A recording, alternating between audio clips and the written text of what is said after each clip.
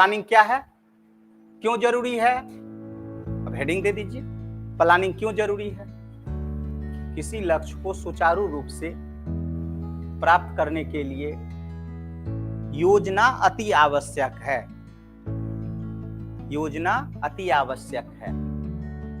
इनके साथ ही हमारी योजना अच्छी नहीं रहेगी तो हमारा विकास उस स्थिति को नहीं प्राप्त कर सकता है। प्रकार आदेशात्मक,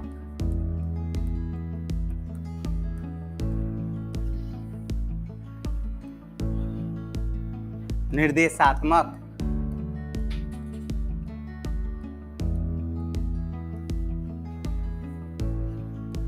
केंद्रीकृत, विकेंद्रीकृत,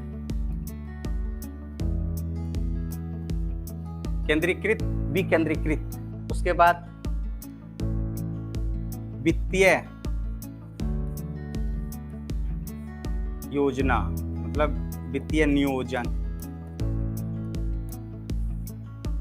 उसके बाद वित्तीय नियोजन के बाद भौतिक नियोजन,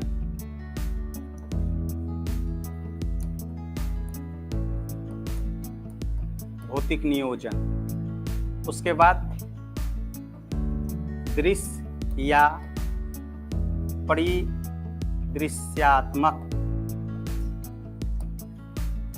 परिदृश्यात्मक सब है, प्रकार है 1 2 3 4 5।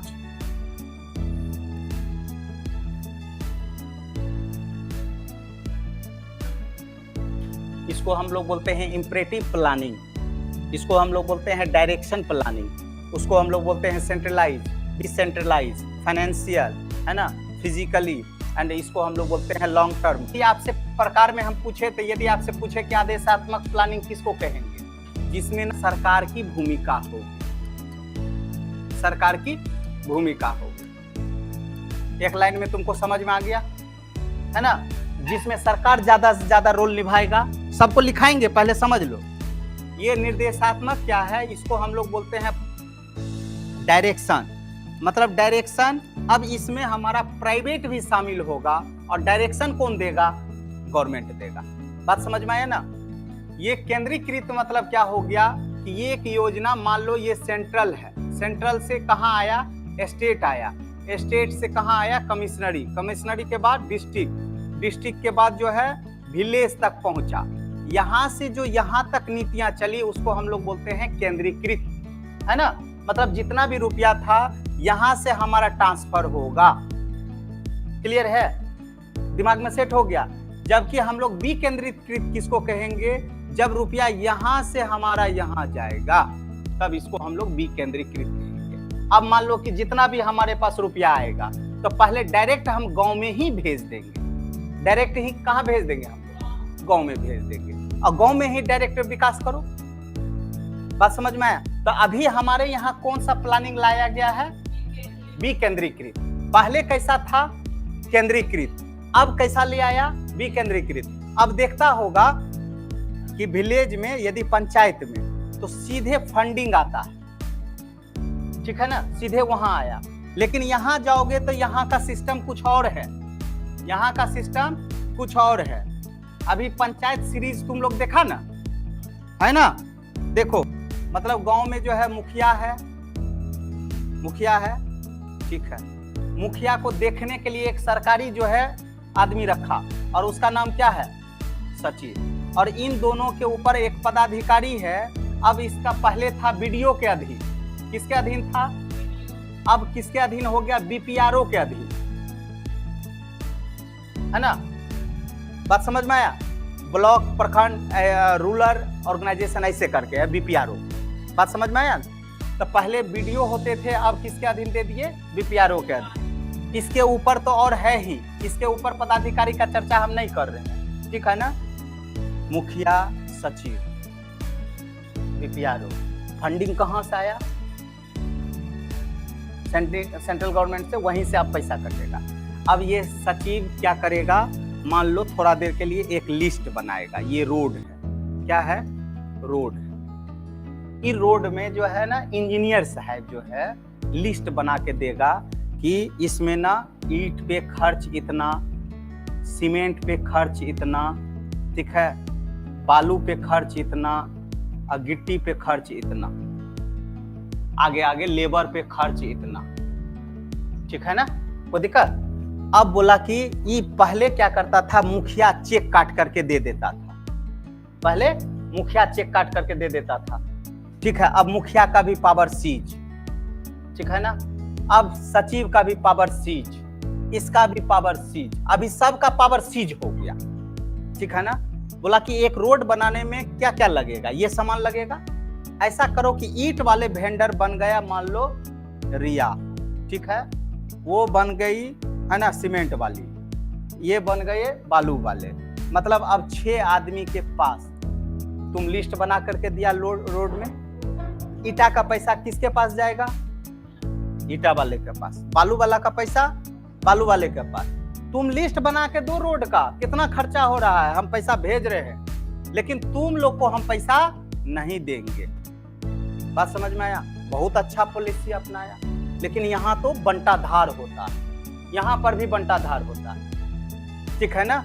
अब देखो कि रोड बनाया नहीं, ठीक है ना, रोड सबसे पहला काम तो ये इंजीनियर साहब ही लिस्ट जो बनाए, है ना, सरकारी रेट अलग होता है, सरकारी रेट अलग होता है।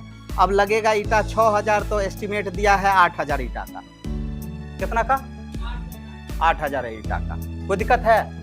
उसके बाद बालू लगेगा इतना, तो लिस्ट बना करके इतना, ऐसे करके उसके बाद मुखिया 20%, सचिव 20%, छोड़ दो, आगे हमको नहीं खोलवाओ, पैसा बट जाता है, ठीक है ना।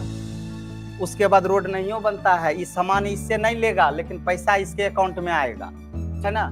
सामान नहीं लेगा, पैसा आकर के ले लेगा, और यदि हमसे पैसा ले लिया तो हम भी 2%,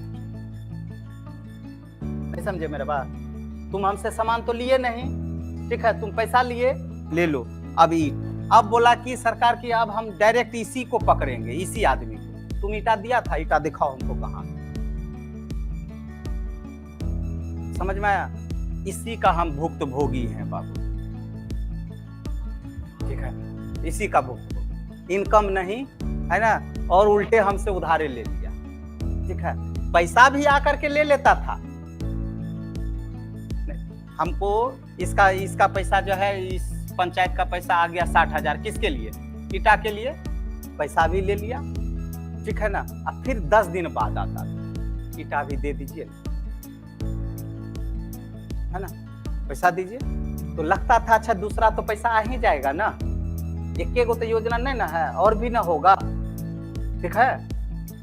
मालूम चला एकदम। तो आप समझ लो कि जहां पर भी सिस्टम तो बनाया जाता है, लेकिन उस सिस्टम में भी कहीं ना कहीं ये व्यवस्था दोष, ठीक है।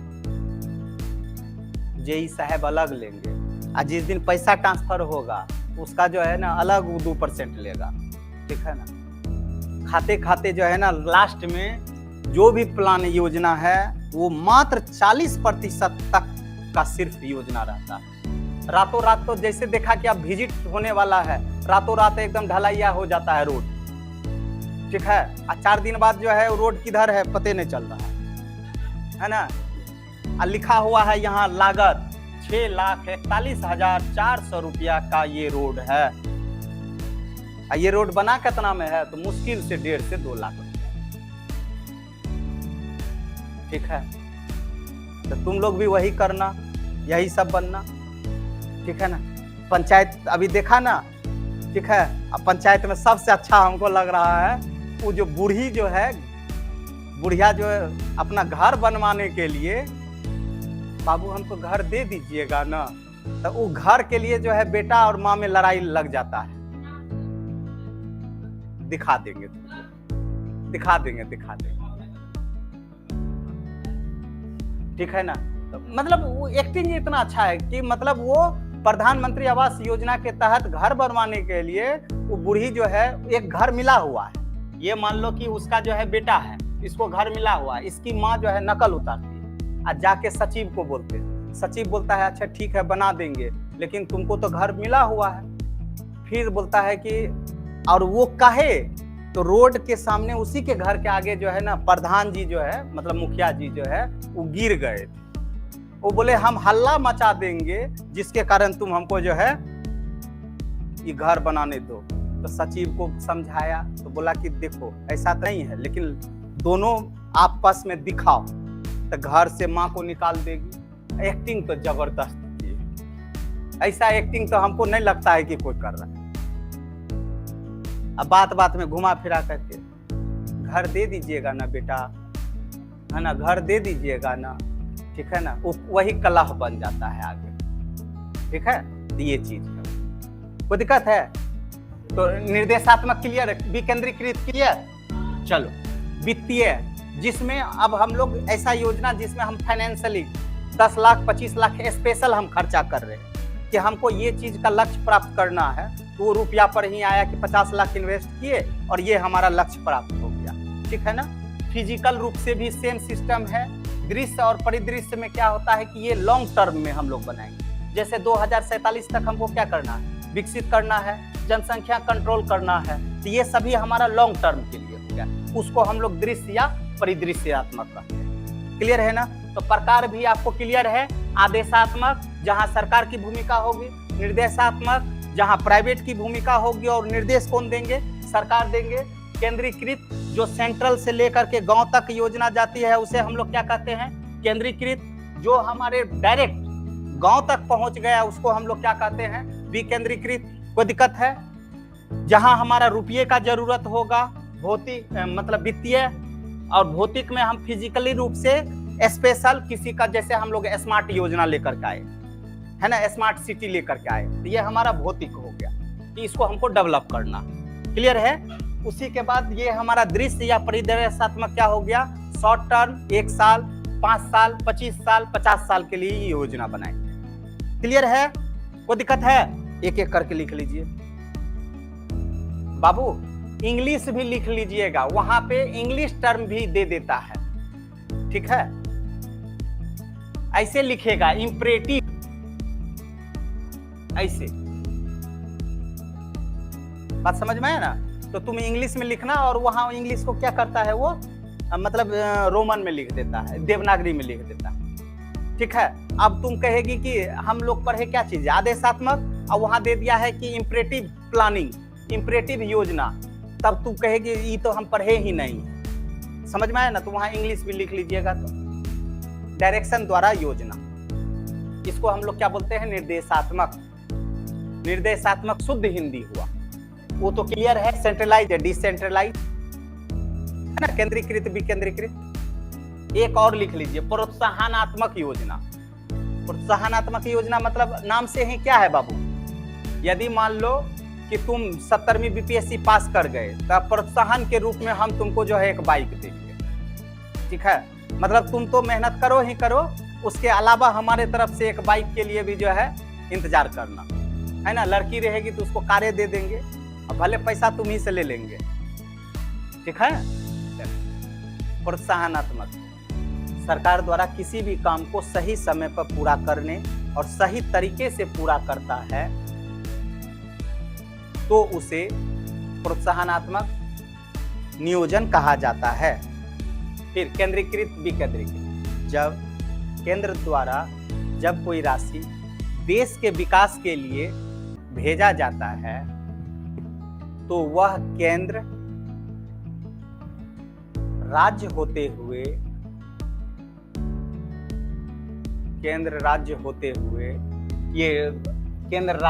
हुए गांव तक पहुंचता है तो इसे केंद्रीकृत योजना कहते हैं। जबकि विकेंद्रीकृत में प्रक्रिया अलग है। इसमें कोई भी राशि उस व्यवस्था से न होकर सीधे ग्राम तक पहुंचाया जाता है, उसे विकेंद्रीकृत योजना कहते हैं। चलो नेक्स्ट, वित्तीय योजना। इसमें योजना के कार्यक्रमों की वित्तीय आवश्यकताओं को आंका जाता है एवं प्रबंधन किया जाता है। इस नियोजन में मुद्रा के रूप में संसाधन निश्चित किए जाते हैं। नेक्स्ट, भौतिक नियोजन। योजना के कार्यक्रमों की भौतिक साधनों संबंधी आवश्यकता एवं उपलब्धि के अध्ययन निश्चयों की भौतिक नियोजन को भौतिक नियोजन कहा जाता है।